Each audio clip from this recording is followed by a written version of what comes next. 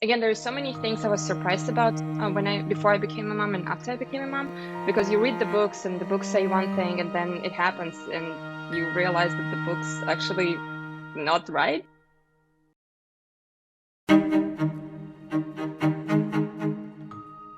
Welcome to the Unaparent podcast, the place that delivers deeply human stories about the unapparent truths of parenting.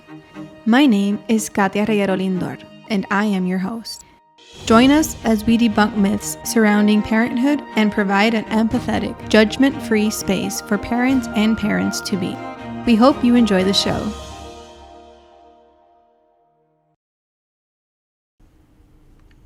Hello, everyone, and welcome back to another exciting episode of my podcast.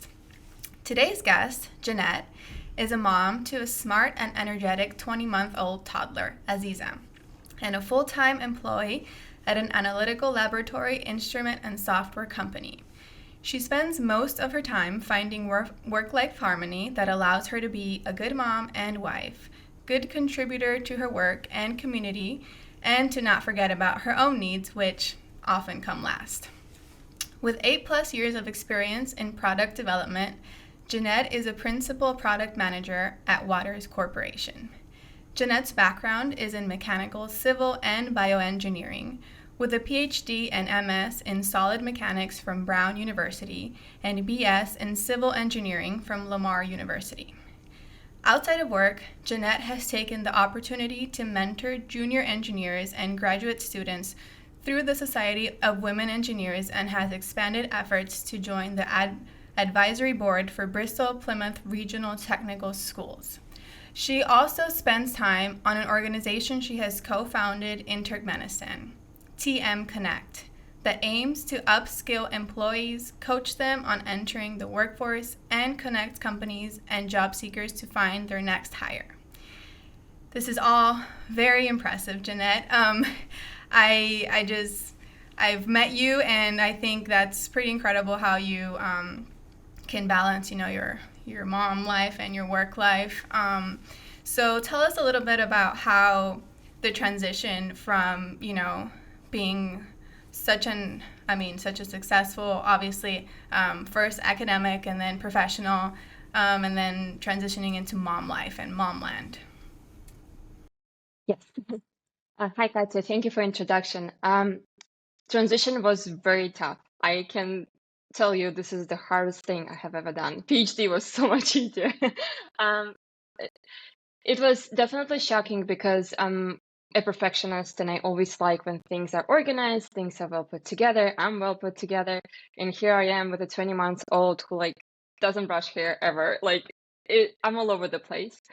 So the transition has been tough, and I had to learn how to just manage it and be okay with things not being perfect and be okay with having dirty dishes sometimes and be okay with unbrushed hair. And I think every day I just ask myself, what is today's priority? What will hurt the least if I miss it? And just do it this way.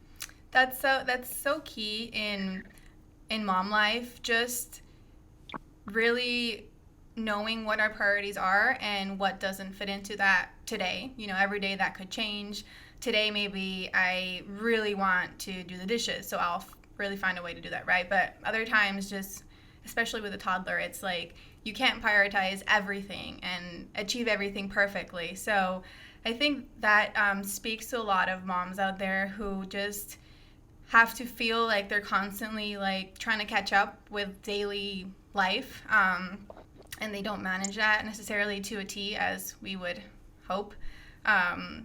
But yeah, I experienced that too. I'm not a full-time working mom. I'm a full-time mom, and yet it's so difficult sometimes for me to even keep up with tidying, the house and doing things that are anything other than just being with, my child. Which leads me into my next topic about working mom guilt and full-time mom guilt. I know it's I guess it's two sides of the same coin, right? I've experienced the shame of only being a full-time mom, where people ask me all the time, oh, what do you do? And I'm like, well, I'm a full-time parent. And they're like, oh, what else, I'm like, I mean, I'm a full-time wife of a professional athlete, and I'm a full-time mom, and like that's a lot as it is. But yeah, sometimes I wish I could say, like, oh, I have this profession as well, and I do this and that.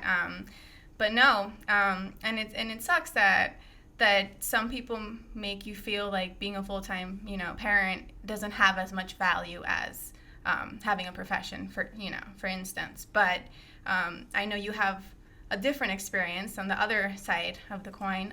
So tell us a little bit about, if you experience working mom guilt and what's that like.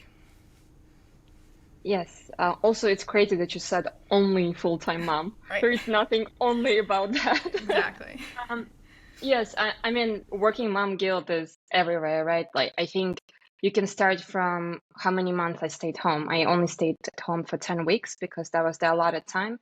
And then I had to figure out daycare situation or nanny situation. So that was, yeah, like the baby's tiny, 10-week baby's helpless. So I felt very guilty navigating through that and figuring out what's the best choice, nanny versus me staying home full time versus me or going with daycare, which is what we ended up going with. So guilt number one, that was just going back to work.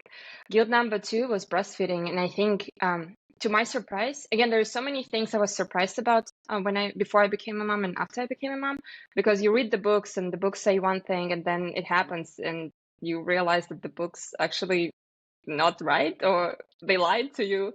And so I think I was in a hospital and Aziza really, really was hungry and I did not have any milk. And that's when I experienced shame for the first time because the nurse in the hospital was like, you gave her some formula? And for me, I was like, yes, but she slept for 4 hours. Like, she was so happy. Like, of course I gave her formula. And that's it. From that point on, I felt guilty about any time I supplemented her with formula because I ended up never getting enough milk. And obviously, when you go back to work, your milk supply goes down. So eventually, at 6 months, I had to give up breastfeeding. And I obviously felt guilty about that. But then there are some other guilts out there. It's missing out about Aziza's learning how to crawl, missing out about work meetings, missing out on after work events, missing out on seeing friends, or seeing friends too much is also like a problem. So finding a balance against like in all of that and not feeling guilty was not the norm. Like guilt was just throughout every activity, everything I have done, going to work every day, feeling guilty, dropping off Aziza, feeling guilty, staying home with Aziza, I feel guilty about not working. So it was just everywhere.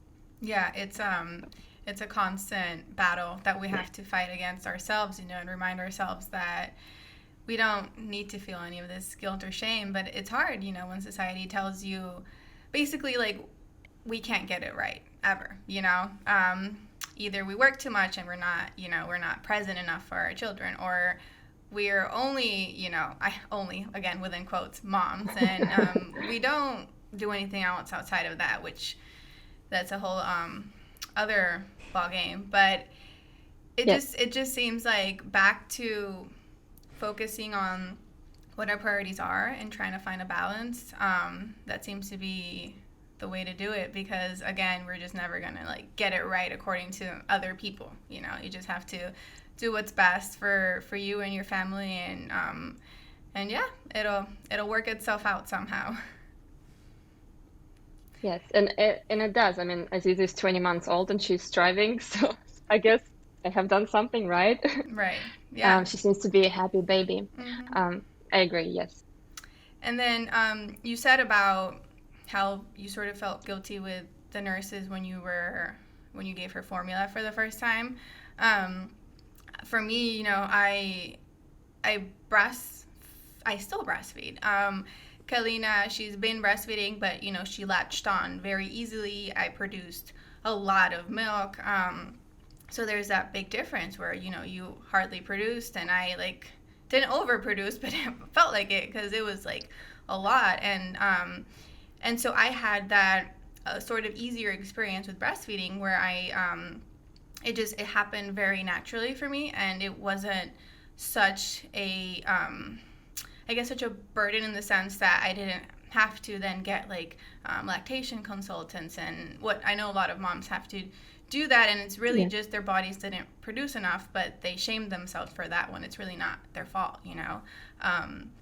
What are ways you have felt judged either by other moms or other people who aren't moms, who have absolutely no say in, you know, your life or your choices, but like, for example, I with the breastfeeding, I've almost felt judged because they're like, why are you still breastfeeding, you know, she's almost 2, and why are you still co-sleeping, she's a big kid now, basically, you know, and just all of these sort of like questions, but they're sort of like pointed questions that are make you feel like you don't agree with my choices, but you know, you don't have to agree, it's my life, and we do what works for us, but what are ways that you've experienced this sort of like judgy tone in other people's questions towards you?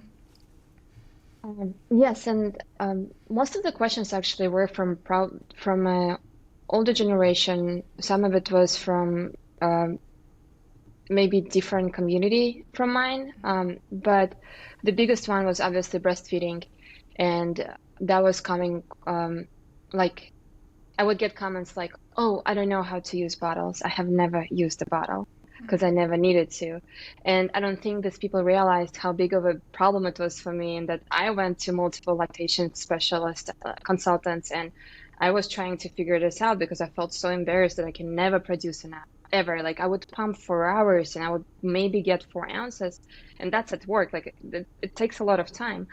Um, so I definitely felt very guilty about breastfeeding, and I was judged by people I was really surprised I would be judged for. And again, those comments about like, "Oh, please show me how to use this bottle."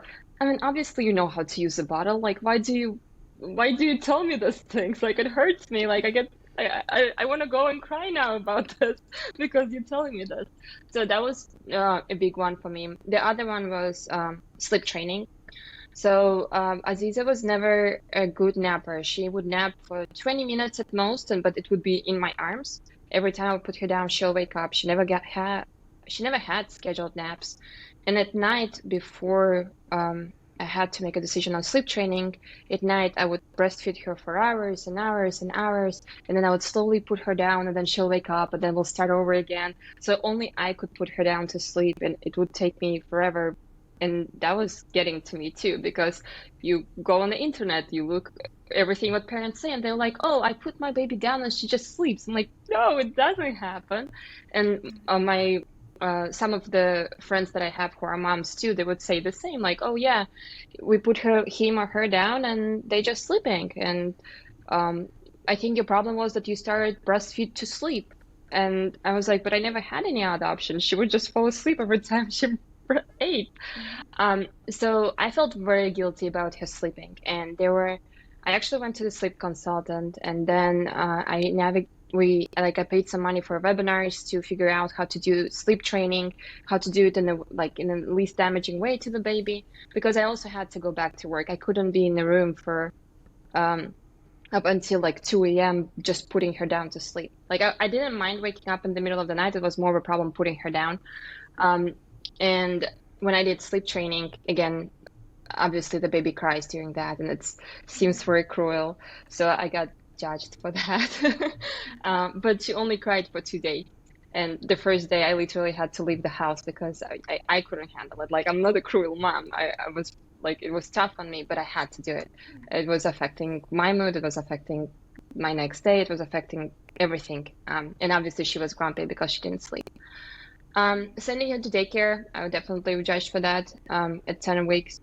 Not in a way where like they directly said like, "Oh, you should stay home," but mostly like, "Oh, how did you feel about sending her to daycare so early?" And I'm like, well, obviously I didn't feel great, but my options were nanny versus daycare, and I didn't feel safe having someone at home. So I felt like daycare would have more accountable people. So that was my decision that I felt better about. But no, there was nothing that I felt great about this whole thing. I wish I could stay home with her. I wish there was other solutions. I wish my mom lived closer. Maybe my mom could have watched her, but that wasn't one of the options that I had. So I was judged for that.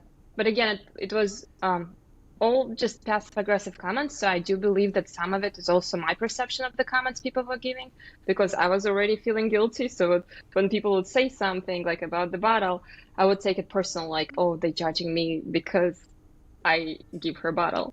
Right. Yeah. I think a lot of the passive aggressive comments could come from family, because also older generations do things differently, and so sometimes they forget that there's not one right way to do things. Oh, great, you did it this way. That doesn't mean that works for me, and every child is different. What you were talking about, the sleep training and the sleeping, I mean, that's probably one of the biggest parts of raising so far, right, Kalina? It's so hard for me to force her to sleep, by herself if she naturally wants to be with me, and only because I'm able to do that. I don't have to get up to go to work at a certain time, and so I'm able to do that. But people are like, why isn't she sleeping in her own bed? You're never going to get her out of your bed now, blah blah blah. And like, no, I don't want her to be like a big kid and still sleeping in my bed. That's not like I wish she would fall asleep in her crib and it wouldn't be a problem. But same like you, she would nap in my arms, and she'd breastfeed to go to sleep. And every time I tried to put her down, she'd wake up and cry. And it gets to a point where it's not sustainable, because if I'm not sleeping, I'm cranky, I'm tired, I can't give the best of myself to her. My husband needs to get up and go to work. So it, falls on me a lot of the times. And I chose to just do what felt natural. And that was just her falling asleep with me. And that was that. And, I was always like, I'll deal with whatever that brings later, and later is she's almost 2 and she's still in my bed. And I'm like, well, I don't want to shame myself for that. It's eventually we'll get her out of the bed and figure it out, But I mean, it's hard. It's hard because you every little decision you make as a parent, you know it's going to affect your kid, and you just hope it doesn't affect them negatively. You just hope what you did with what you could do at the time is enough for them. That's really all we can do at the end of the day. Yes, and I was reading so many books on that, because I was trying to, again, guilt. There are so many things I may be doing wrong, and the list is endless. So I was trying to read a lot of books, and I think the one thing I learned is like we just need to love them. That's all we need to provide them safe home and love them, because honestly, there's no job interview that I had where they asked me, were you breastfed or did you have formula? Did you sleep with mom when you were 5? Like, no one asked me that. Like, obviously I grew up and I was fine. Actually, I was a formula fed baby. I think most of us were breastfed when we were in our age, formula fed. But yeah, I think I'm trying to concentrate on that, because even right now with a toddler, obviously they have feelings, they have emotions, they can't really emote them, they can't express them. So there's a lot of help I have to provide her. And a lot of emotions are around food choices. And so in those moments, I just love her. That's all I do, because I can't let this get to me. I don't want to think that I'm providing her bad nutrition or nutrition that doesn't meet someone else's standard. Mm-hmm. Yeah, and that's you said it. You provide the love, and that you hope that's enough. And there were so many stressors leading into the feeding part of like actually introducing foods, because I was so afraid of her choking, and she did not like the baby food, anything. I think it was a consistency thing. She didn't like. I would try to like make her baby foods. I would blend them and give her the veggies and everything blended, and she would not take it. She didn't like. I think it's the consistency. And she only wanted solid foods, which I didn't feel safe giving to her until she had, teeth and could chew them. And so obviously, like, I'm almost exclusively breastfeeding her for a long time because she doesn't want to eat the baby food, and I'm not gonna give her solid foods if she doesn't have any teeth. And it was just such a big stressor for me, and it still is. Like, she has 4 molars now, and it sometimes still stresses me out. If she has too big of a bite, I'm like, spit it out and take a smaller bite. And so I know those are all my fears, but I just don't want to go through choking, scare.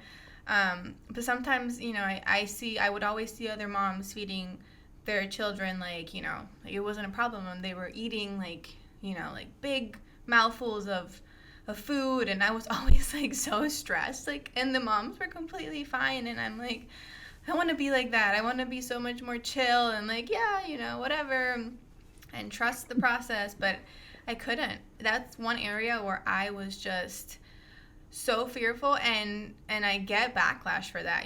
People look at me like, you're fucking crazy, but like, it's just something that I don't know how to explain. It's really a big fear for me, but I feel shame for it as well, even though it's something I feel like it's rational, but yeah, maybe for some people it's not.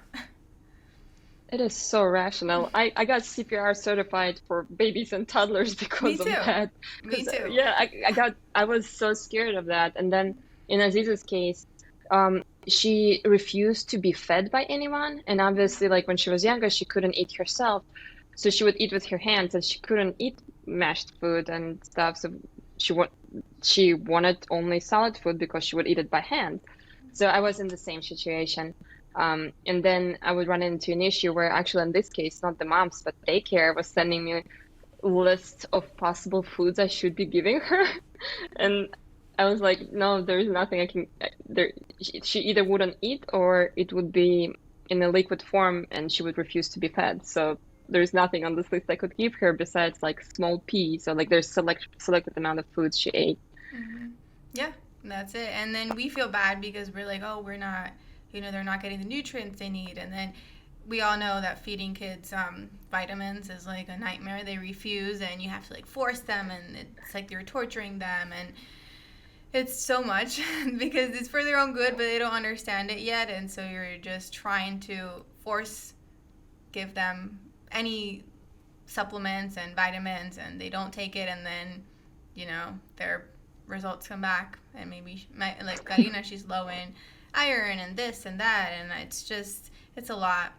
It's a lot. And I breastfed for so long, and I still do for the comfort, for sleep, but obviously that's not giving her the nutrients she needs anymore. So it's just like a whole different shift in, like, well, now I need to make sure she gets this much of this and this much of that.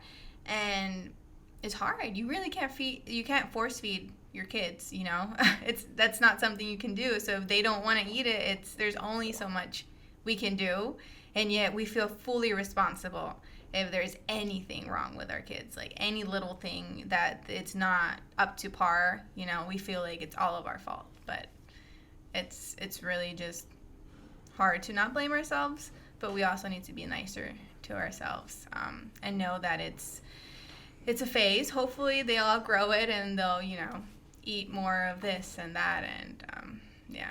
What else can we do? Yeah, but then also force feeding scares me a little. Like the whole idea of force feeding scares me because generally so many adults have so many like unhealthy relationship with food, and I don't want to start it early for her. I want to for her to love food, respect food, but also know her limits. Like I don't want to ever be a person who tells her what to eat and not to eat. Obviously at home we maintain healthy diet, so like she wouldn't be exposed to like 500 Snicker bars, but at the same time, I can't force her to have broccoli. Mm-hmm. Like when she decides to have it, she'll be ready and she'll have it. Or if she decides not to ever have it, I hope she will also be fine. And that's especially hard coming from, like, I did. I came from a family, like a mom who was such a health freak, and I was the kind of child who I ate anything that I was given, right? I know my sister wasn't, so my mom had a really hard time with her. But my memories go as far back as I didn't have a problem eating vegetables. I didn't have a problem eating anything my mom would put on my plate, I would eat. And every kid is different, right? But I'm also really aware of healthy eating habits, and it's just it's a fear for me. I'm like, what if she's picky and she doesn't want to eat them? And then that reflects badly on me somehow, because everyone says like, oh, the parents didn't do a good job, and oh, the parents this, and it's like, yeah, I can introduce it as early as I can, which I've done, and I can try to get her to eat it as early as I can, but at the end of the day, if they don't want to, it's like, how do you make them, and one thing I've learned, I think, is that I don't have to do everything the way my mom did it. And this comes in, it's a lesson that I've learned in so many different aspects, not just like feeding, not just eating healthily, but in so many aspects, like my mom did everything. She cooked and she cleaned, and there was 3 kids, and she homeschooled us, and she did so much, and it sounds so overwhelming right now that I'm a mom, I'm just like, how did she do it, And she's an attorney, and she went back to work as soon as I was old enough to kind of do school on my own, and she still cooked 3 meals a day, being an attorney, and I'm like, she like overworked herself in a way, but when I was little, it didn't seem like that, it didn't seem like she was overworked, it just seemed like, she had a million things to do, and she managed to do them very well. But now I'm like, well, I don't need to shame myself because I'm not the kind of person, that she was, I'm not like doing a million things all at the same time, but I can dedicate undivided attention, to my kid, because that's what I've chosen to do. If I really wanted to go to school and, leave my kid, I would do that, I would prioritize that. And I think there will be a time in my life, and maybe that's an option for me, and that it will feel right to me. But I shouldn't shame myself for not having parented and been the wife and housewife and did everything that my mom did, I don't know what your experience is with how you were raised versus how you're raising, your daughter. But how would you think that differs for you? It differs quite a bit. Well, Katia, on that note, you should invite your mom to this podcast. It seems like we should learn some secrets from her, or we're missing something. I don't know. I But will. you definitely should not be shamed. You should not be shamed. And there is no mom that I know so far who is only mom. No mom, definitely no mom. I am from Turkmenistan, so I was raised in a different culture. So I'm not from the United States at all. I lived in Turkmenistan until I was 15 years old. So I was raised by a single mom. She's amazing. I have an older sister, and she was also a working mom. But my experience was different in a way because although my mom worked, we had the community, we had the family. There was no such a thing like, oh, can I come visit? No, my aunt would come knock on the door and come any moment. My cousins and I were like brothers and sisters. My grandma was always at our house. So if one of the parents needed to be working late, someone would pick up the slack, like no matter what. There was no phone call needed, no nothing needed. Someone would just automatically be like, okay, so and so is working late. Let's just go over and like go do this thing, go pick them up. So it was very different environment. I don't think I'm getting this here right now, for sure. My community is a little bit smaller, but that was, I think that's what helped my mom to be able to do full-time work and be a single mom and raise 2 kids and do everything she needed to do, which I'm very thankful about. But then another thing that I was raised with, and I hope to teach Aziza, is just understanding the privilege versus right. I was culturally, I was raised Muslim, so obviously I have very different background. Turkmenistan was also a developing country, so that's also a different background. And I was constantly surrounded by diverse mindsets, like diverse backgrounds, different socioeconomic classes, different thinking mode, where when I came to the United States, I did feel very privileged. I did feel like, oh my God, freedom of speech. It's not my right, it's a privilege. Like, I'm very happy about this. Or seeing people being more open about their orientation. I, growing up, knew that that's not the norm in my surroundings, but here in the United States, it was absolutely normal. And I was very thankful for that. And I hope that while raising Aziz, I'll be able to help her understand this, help her to be thankful for these like amazing things that we do have and sometimes take for granted. The freedom of education, the freedom of choice, the freedom of speech, like those are amazing things that sometimes we take for granted. And on top of that, just being able to live in Boston suburb, right? And we open our door, we keep our door open sometimes when I walk my dog, and it's fine. That's not normal. Even within United States, that's not okay in some places. And I hope I'll be able to raise my kid in a way where she learns that. I don't want to teach her like lessons. I don't want to like expose her to dangerous environment, but I do want her to be thankful and be understanding of that there's just different places out there and people come from different backgrounds that very different from hers and the way she's being raised right now. Mm-hmm.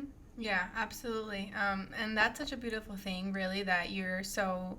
I mean, I know it's partly because you come from a very different culture, but I think it also says who you are, what kind of a person, human you are. So I congratulate you for that. You know, that takes awareness and an appreciation and just humility to really be able to say, you know, oh, I have it better now maybe than I did growing up in a way, but I want my daughter to really know that she needs to appreciate these things and not take them for granted.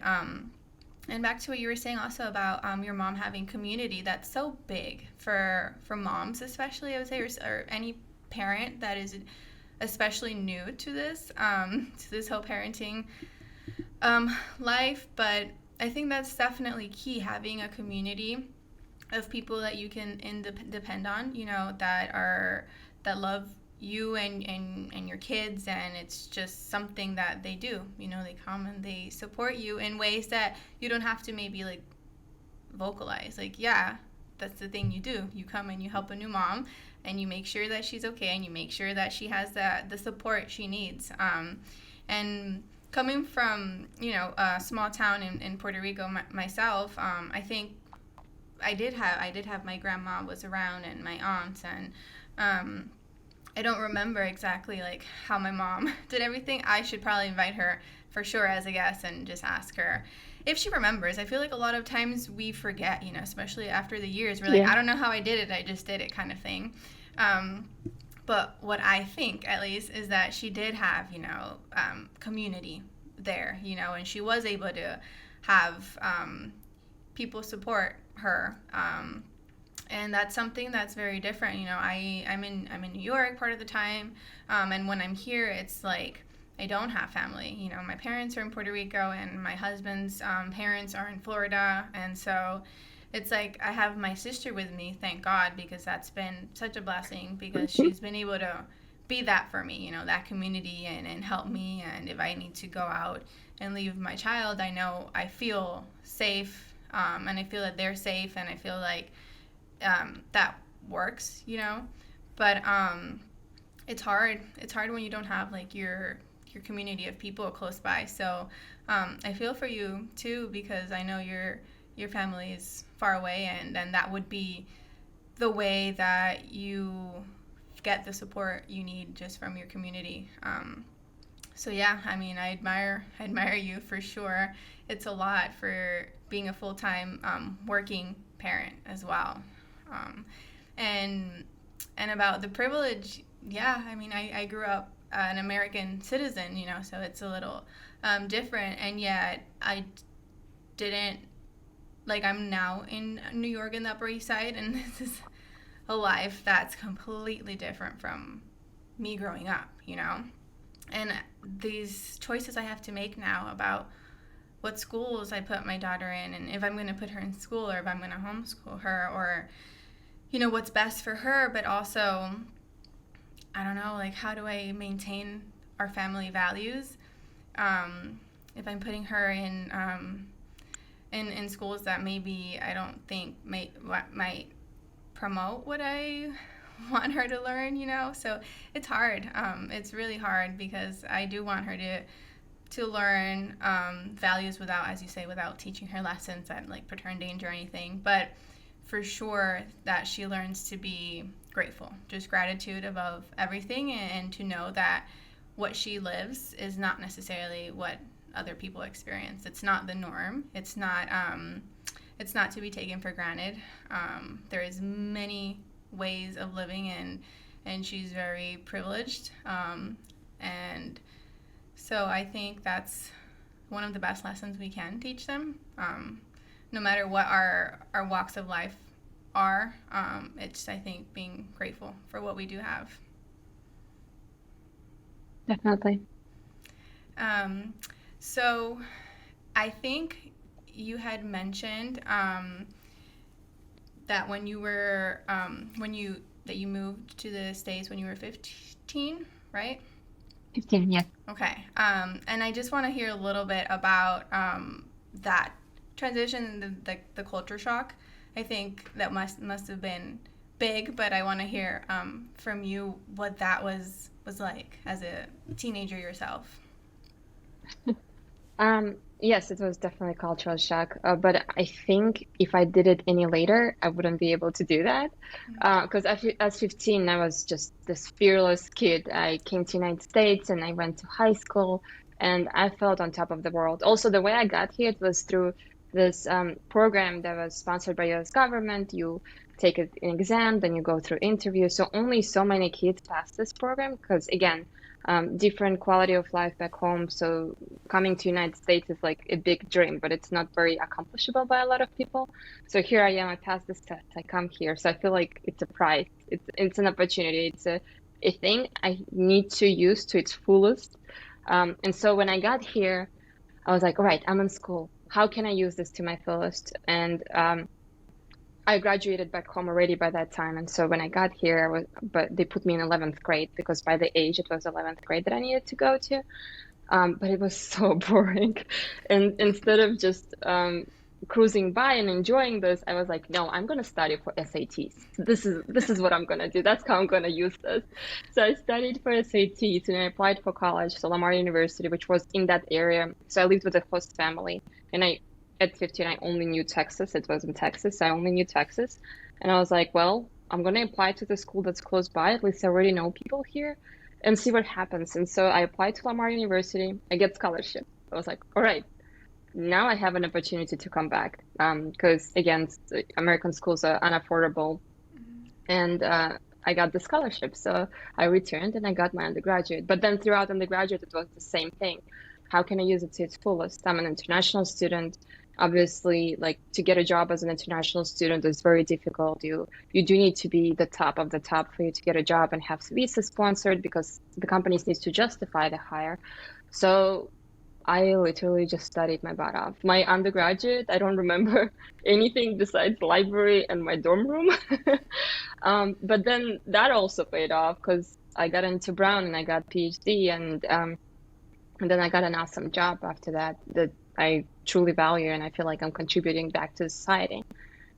So cultural shock was there, but I don't think I felt it as much because I was so driven about just using this opportunity to its fullest and not missing out on it. Because I didn't want to regret missing anything afterwards. Mm-hmm. And how do you think that experience will influence what you will try to instill in Aziza? As in, you know, I've had this conversation with several friends in terms of do we want to like push college? Is that going to be like an absolute must for, you know, for our kids? And some people say, well, it depends. You know, if they have a passion that they clearly have from, you know, since before and it doesn't require college, then maybe we won't. But obviously, if you want to go to medical school, well, you have to go to college, you know, in order to do that. But, I mean, you have obviously had a very impressive academic career, but what do you think? I mean, obviously we're very early. They're still very young. They have many years to change their minds by the time that comes. But I'm just interested in knowing what your thoughts are on education and here in the U.S. and now that you're a mom. Yes, I think my case was hopefully is different from Aziz's future case, because in my case, I often felt like I didn't have any other choice. I had to use this opportunity, otherwise my alternatives were not as great. For Aziza, I really hope and believe and that's the reason why I stayed here, and that's why I have a baby in the United States, that she has so many opportunities that do not exclusively require having a college degree. So my hope that throughout her life, I will just make sure she knows she is capable to do whatever she wants. And if she is passionate about it, and if she works hard on whatever she's passionate about, she'll be successful. Because one thing I learned, and one lesson I want her to learn, is that passion and loving what you do is very important, and hard work always pays off, no matter what. Like, hard work pays off, and it's proven by me and by so many people around me that it will pay off. So that's the only two things I want her to learn. The rest, I think she got this. She'll be fine. Yeah. Oh, yeah. Even if she decides to not go to college, if she decides to do something else, I'll be happy for her, and I'll be standing by her side no matter what. That's awesome. I love to hear that. Yeah, I think the same. I mean, I never envisioned myself not going to college. It was never seemed to be an option not to for me. Even though, thinking back, I'm sure my parents wouldn't have forced me if I had chosen not to, but it was never like a doubt in my mind. But say my husband didn't go to college. You know, he got drafted from high school, and so it's a conversation we often have where he says, you know, I'm not going to force my kids to go to college. And like, I have to stop and think, because my automatic response is like, yeah, why wouldn't they, you know? But he, you know, he's made me like rethink, like, well, again, if they're passionate about something, and that's, you know, that's really all I want for them to feel passion towards something, and that'll hopefully mean that they'll be happy doing whatever that may be. And that's the most important. You know, we want our kids to be happy ultimately, and find their way, and a way that hopefully means that they're fulfilled, and giving back is part of that fulfillment. And yeah, I have personal academic goals that I haven't yet achieved, but you know, those are not forced upon me by my family. I think it's more like internal and societal pressure that I feel to achieve those at some point in my life, you know, who knows when. But I don't want to put that pressure on, you know, my children. So I think what you said was beautiful. Yes, definitely not. And I think, like, even in my family, my mom never ever left us an option not to go to college. She always, kind of from childhood. But the way she said it, it's like, man, come and go, but diploma never disappears. You should have your own diploma. But that's the lesson that I want to teach my kids. I don't want to ever connect that there is only two options, either to get married or to have a diploma. Maybe I'm sure there is 7 other options out there that include either both or neither. And I want her to pursue whatever option she chooses. Like, I don't want to bring any baggage from my childhood either to her. Right. Not that kind of baggage. No, yeah. And then that's something I've talked about in other episodes, you know, like, we come with our own baggage, but it's like a constant job to constantly remind myself, like, I don't want to affect my daughter negatively with any of my baggage, you know. I don't want my baggage to be her baggage, you know. So it's work that we have to consciously do to kind of remind ourselves, okay, we have this issue and this is how we were raised, but that doesn't necessarily mean that we need to pass that on to our kids. So education is a big one, I think, for me, because having been homeschooled, it gave me a love for learning that I think is sometimes stifled in the U.S. education system, at least as like kids, you know, like, I don't know, elementary, middle school. And I loved school. I didn't love math, but I loved other parts of school. And it's something that I want for my child. And I know in Puerto Rico I didn't have as many options as in the U.S. There's so many schools here.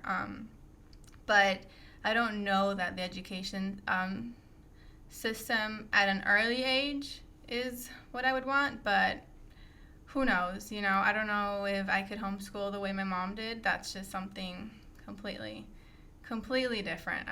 She's one of you put this in my head now. She's gonna be one of my guests because I have so many questions for her. Definitely. Also, and I'm also would love to hear from your mom because in my mom's experience, when I ask her about mom guilt, she doesn't know such a thing. I think raising us in this tight community where mothers kind of come together to help each other, she never felt guilt from even her own mom. Like it was just like automatic, okay, you have a child, let's do it all together. So the guilt was never just on her. The guilt was, if there was any guilt, it would have been on the community as a whole. So I'm curious to hear your mom's perspective on this. That is a very good point, also, because I have never directly asked her that. So this is I'll probably call her right after this and ask her that. But yeah, I know I've asked like men, like, do you feel dad guilt? And they're like, what is that? So many times, I don't want to generalize, but the ones whose partner are the main caretakers, and they're off at work. Yeah, it's crazy. I should go around asking more dads of how much dad guilt they feel. I wanted to ask you, Jennet, what have you, if anything, had to compromise in your work life and or mom life that you wouldn't have had to compromise if you were a man? That's a very, very good question. I'll start from the fact that it always feel like I'm being caught between two worlds. So part of me obviously wants to be the best parent I can be to Aziza. I love her, I love spending time with her, I want to give it all to her. But the other part of me wants to continue pouring myself in the office. And the sacrifices start as early as going away from maternity leave. So the first thought that was crossing my brain, oh my God, like I'm going to drop all my projects. Someone else will be burdened with my project. How will it look on me? And then obviously some confidence issues too, like what if I will not be needed anymore when I come back? What if during this 3 months while I'm away or 2 months that I'm away, someone else will be able to perform this job so much better that when I come back, there'll be no job for me. So that was kind of the first issue. Then obviously when you come back, we already talked a lot about breastfeeding, but now imagine you are a full-time employee who is still trying to pretty much maintain the same schedule of pumping to provide food for your baby. That means that after the meeting, you run to the lactation room. You don't have time to huddle in a hallway. You don't have time to discuss and make decisions like all the in the hallway conversations. You don't have time to go grab lunch with your teammates, where again, a lot of decisions are made and a lot of discussions are made. So there is a lot of sacrifices there because you constantly feel like you're missing out because you then next day you show up to a meeting and you obviously missed some conversations and you don't know when you missed them. Was it during which point did you miss them? And other things that were different is happy hours, right? Like, as you know, a lot of professionals, they go out for happy hours, so they play golf, a lot of after work activities. That's where team building happens, but that is also where, again, people continue discussing work outside of work. I'm not part of those conversations anymore. So I can't go out and play golf. I have to run home and put my baby to sleep. And so obviously I felt like I was missing out a lot on those decisions and conversations that were happening outside the office or outside the meeting rooms, which was tough. Again, like when you talk about career advancement, I have amazing managers who have been supporting me. But at the same time, when they look at me and another candidate who is a male, would they consider me for the promotion? I hope they will. I hope they will see that this is a temporary thing. But at the same time, you don't know. You don't know what's going to be crossing their mind because perhaps before the very, very bad, strict deadline, if my baby is sick, I'm going to miss that deadline. But then there is a male counterpart of mine, who perhaps has older kids, or maybe his wife is staying home, maybe he has some childcare, you'll be able to stay late and meet that deadline. So already face to face, the comparison is unfair immediately. Right. Some other things about compromises is health. So I'm not sure, I think all moms, first-time moms, they're probably very surprised how many times you need to go to the doctor as a pregnant woman. So that was that was a lot for me. And all of the appointments are 9 to 5. Like none of them are after 5 p.m. So every time I went to the doctor, and if you have any complications, if you have even gestational diabetes or anything, you have to go even more. So the frequency is higher. So I had a lot of guilt around going to the doctor when I was pregnant. Once I had the baby, the guilt doubled because now I have to go pump. Then 9 to 5, I have to have pediatrics appointments. And then something I did, which I don't recommend to any woman to do, I actually was missing my appointments. I was canceling my appointments. My doctor was keep on telling me that you need to go get physical therapy. And I was like, it doesn't seem like life and death. And I can't justify taking another day off or another hour off in the middle of the day to do that. So I'm choosing not to do that. And so, again, I don't recommend to anyone to do that. But yes, health is being sacrificed quite a bit. And when you add to that all the babies get sick at the daycare, you get a lot of phone calls. So in the middle of the day, you have to drop everything, just drive home and pick up the baby and take care of her because there is no care for her. So I had to prioritize those moments over me getting my health taken care of. Yeah. There's a lot That's to so unpack. many. There's a There's lot to so discuss. many elements. Yeah, it's very it's a lot to unpack, as you say. But it's things that people don't think about unless they're going through it, right? And so men don't think about these things, right? Because they don't have to. They really don't have to. They can go on that like golf trip with their boss without really thinking twice because they have someone at home taking care of the kids and they don't have to think about what their time off, when they're on paternity leave, because then they come back and they don't have to continue to pump or, be interrupted to go pick up the kids. I mean, obviously generalizing, there are probably some dads out there who have a more burdensome responsibility when it comes to the kids, but not the majority, let's be real. And Definitely yeah, not that's the majority. no, and it's tough. And even I'm not a working mom the way you are, so I don't experience those difficult aspects of parenting tied to a professional world. So, but even so,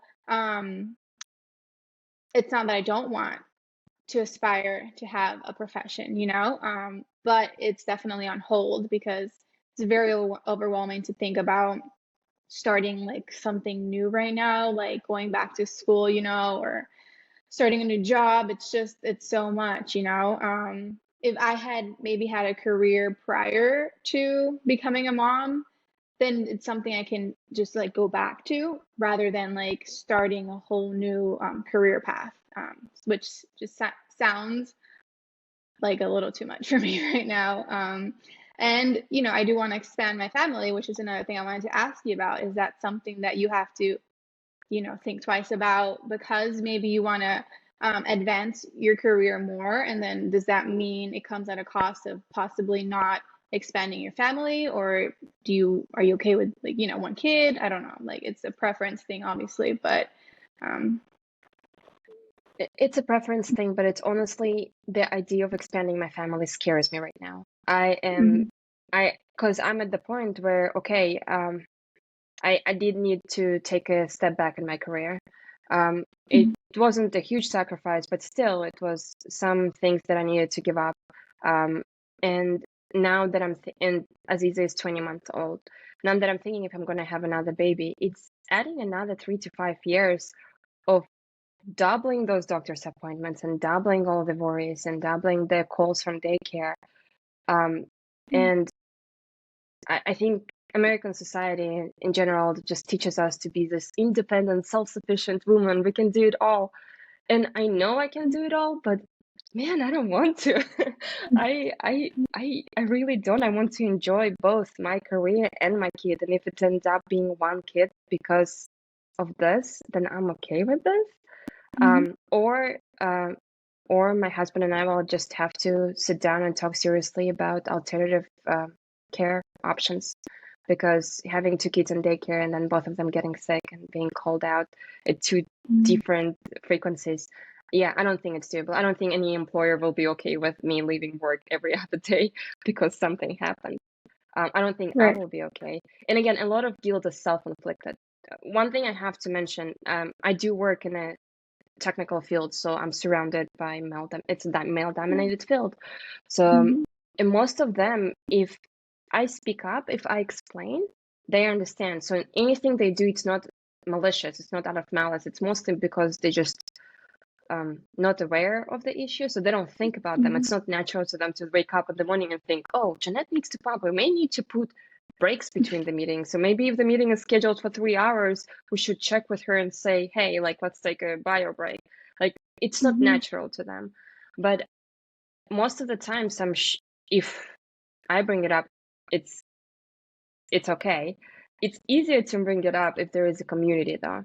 If there were Mhm. more than one woman, and again, that highlights another issue. There should be more women.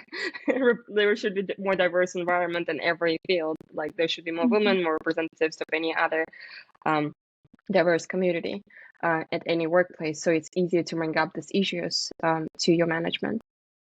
Right. Yeah, that's key. I mean, there's it's known, I guess, that there's definitely more men in tech in general.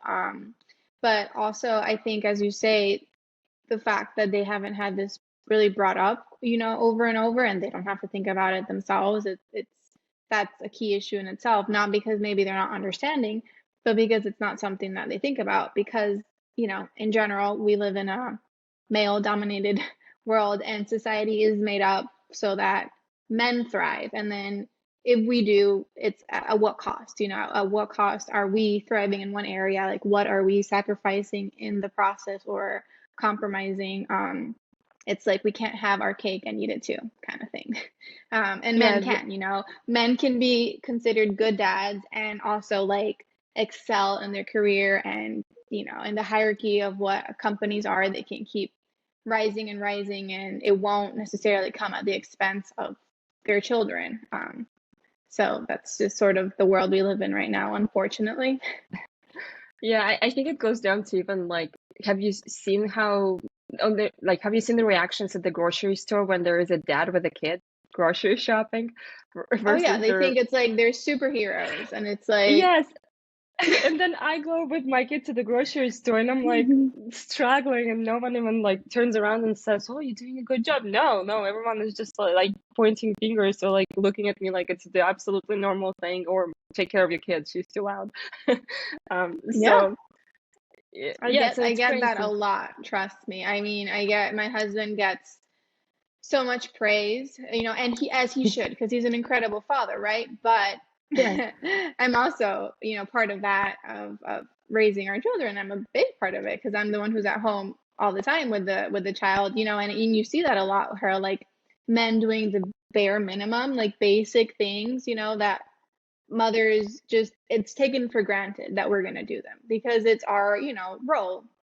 And and yet many moms like you are also working moms who do as much as the male counterpart, and they're also taking on the main burden of what raising children entails. So definitely admire you. Thank you. No, the trade-off is amazing. And I think Mhm. you may appreciate that is going back to the health is even the like I'm a health freak. Like I used to exercise every day. Mhm. So now when I like looking at all of my priorities, right? Like my day is broken up. Here's my work hours, here's my time with Aziza, and then there's nothing left.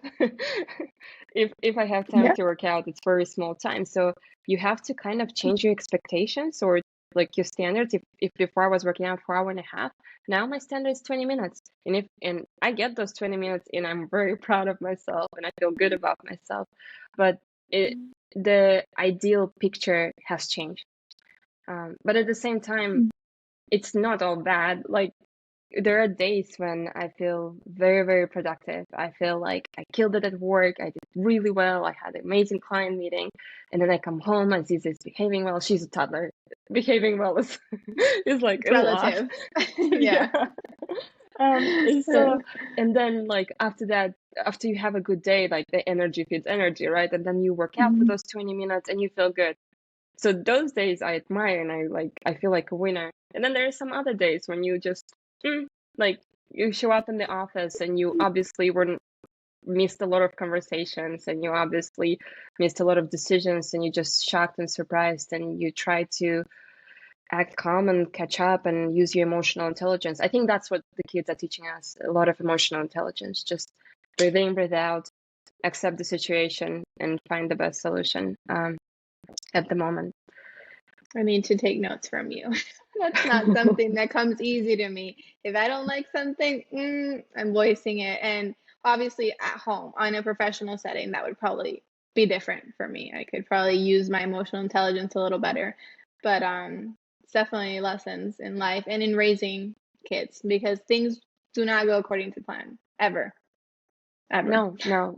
I mean, yeah. Okay, before we hang up, like craziest thing, I've been called from office twice 2 weeks ago. First time it was because my kid was beaten and the kid who beat her broke the skin. And so because of that, I had to drop everything at 2 p.m. and go pick her up because that's the daycare policy. I have to pick her up. And then the second time they called me again and I was like, oh my God, did the kid bite her again? No, she like jumped from a table to the table, bumped her nose and her nose was bleeding. And so I had to go pick her up. And so that was like twice in 1 week. It was an unfortunate week. That was twice in 1 week. So again, guilt, self-inflicted. I go to my boss and I say, that's it. We have a deadline tomorrow, but I have to drop everything and run. I'll work after 8 p.m. after she goes to bed. And that's all I can do. Like, there's nothing else I can do. There is no one else to call. So again, unexpected things happen and I just can't control them. Yeah, no, we can't. That's one thing I'm learning to do, let go, because I can't control everything. I can't control the outcomes, and their nap schedule might not be like we don't have really a schedule. It's sort of like it is what it is. If she sleeps at this hour, she does, but I can't really plan around any of it because it's different every day.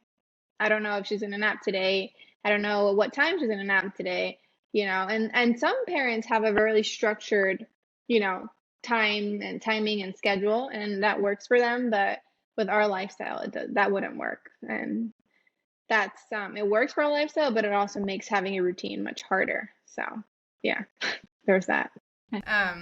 Well, Jennet, it's been a pleasure. I know you are a very busy mom, so I appreciate you taking the time to be a guest on my podcast, and I hope maybe to have you back because you are such an interesting person, and I think I can learn a lot from you, and so can our listeners. So thank you again for joining us. No, thank you for having me. I really appreciate this. And yes, I would love to do this again. Gracias, and thank you for listening to this episode of the Unaparent podcast. If you enjoyed this episode, be sure to subscribe as we release a new episode at least every month with an exciting new guest. Be sure to also follow us on Instagram for all the Unaparent content you never knew you needed.